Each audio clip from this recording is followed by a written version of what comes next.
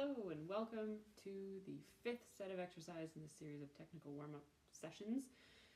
Here we're going to start with some tone exercises, and if you have the PDF, I've written each note out 4 times, but really play them as long as you need to achieve a consistent tone. For example, index finger starting on the first string. Find a tone that you like, and then see if you can repeat it.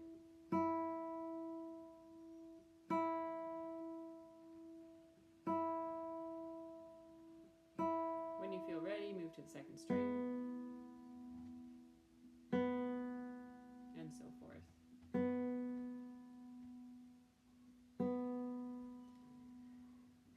This can be a meditative practice, so it can take a long time. Doing this in the morning, if you're only half awake, can put you back to sleep. That's my experience anyway. So do as much as is possible. If today is not a good tone day, don't worry about that. Find a tone, maybe it's something quite harsh, and just repeat that. The first step to achieving control over your tone is just to be able to repeat tone. And really it's more important to have control over your tone than to have a good tone.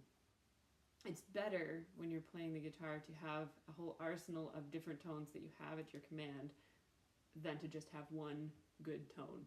So I invite you to explore a variety of tones in this exercise and just aim for consistency. So wherever today is, find yourself there. If it's somewhere like this, find yourself there and stick with that. If today you have something warmer, seek that out. Do this with all of your fingers or until you fall asleep. Next, shifts. This is a fun exercise and you can do this anywhere on the neck, on any note, doesn't matter. Here I've written it out on the G sharp, on the 6th string, so we'll start there. But once you've figured out this little pattern, it's really not that complicated. Choose a note, choose your favorite note and try it out. So you're going to play that G sharp with your 4th finger and then slide in with your 3rd, 2nd, 1st, and then slide back. Shifting as quickly as you can. The shift is a quick motion that is very controlled. Then slides. So this says to repeat on each string with all left-hand fingers. So let's try with the 1st finger, and the pattern is to go from fret 6, sliding up to 12, and of course we're just going to play it as a slide, and that you're going to pluck it the first time and slide in for the sound. And then from 5 to 11, from 4 to 10, 3 to 9, 2 to 8, 1 to 7. And in that way you play all 12 frets, which is kind of nice. You can do that again with your 2nd finger.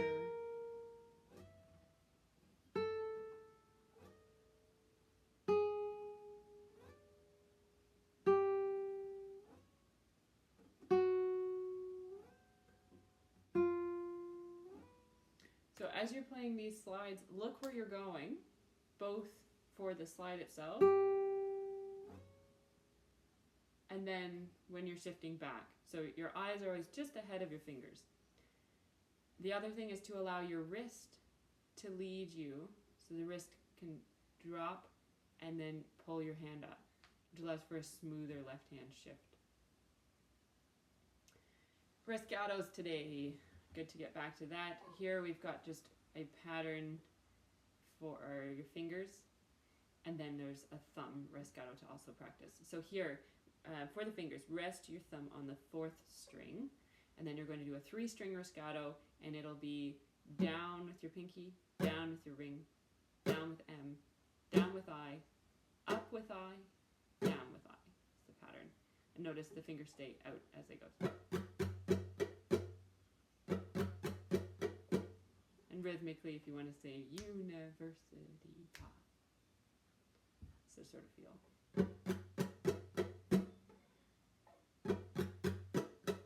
And of course you can speed it up.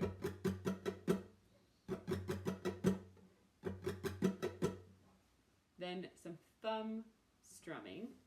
And again, I'll do this on muted strings, and it's just a very simple down, up on these bass strings. You can rest your fingers on the strings as I am. It's a quick motion on the strum, like that, kind of like doing a rest stroke through 3 strings, and then turning your hand a bit so your thumb can open up through 3 strings.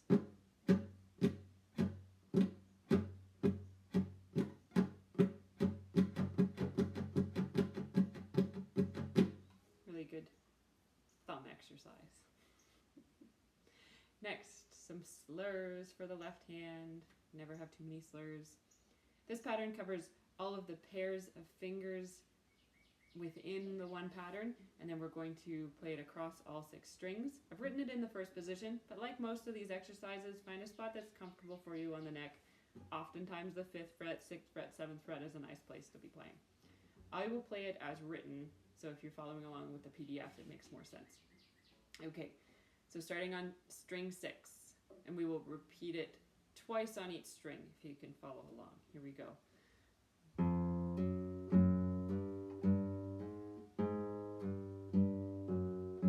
4,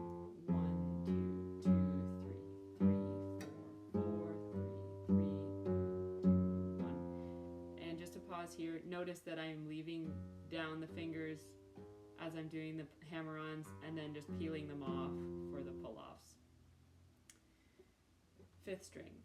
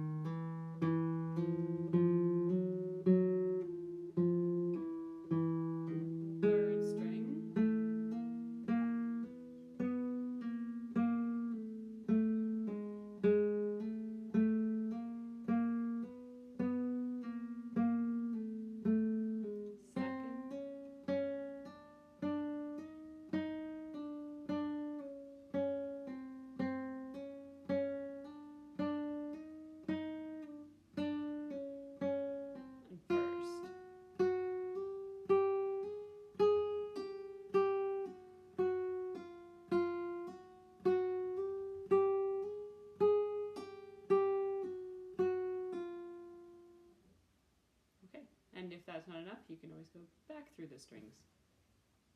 Finally, this week, we're doing the 2-octave movable major scale.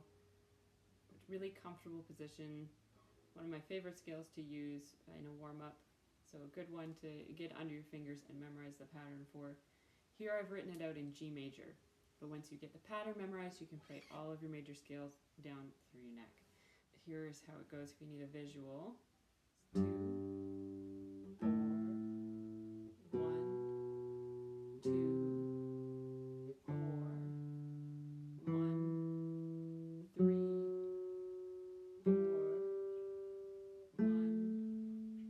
3, 4, 1, 3, 4, 2, 4, 1, 2, and of course descending.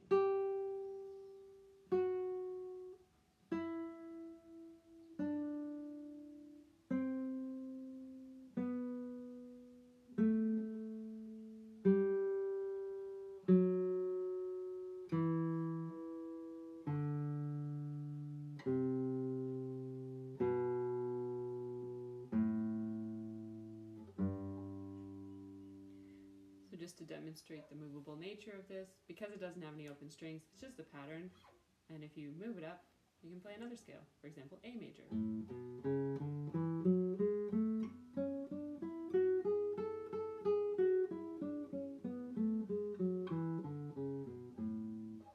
Just know your starting pitch and you know your scale. It's a good way to become more familiar with the notes higher up the neck, if that's something you're working on. Just as you're playing it, name the notes. So start on B, and then you know that it's C sharp, and you know D sharp, and so forth.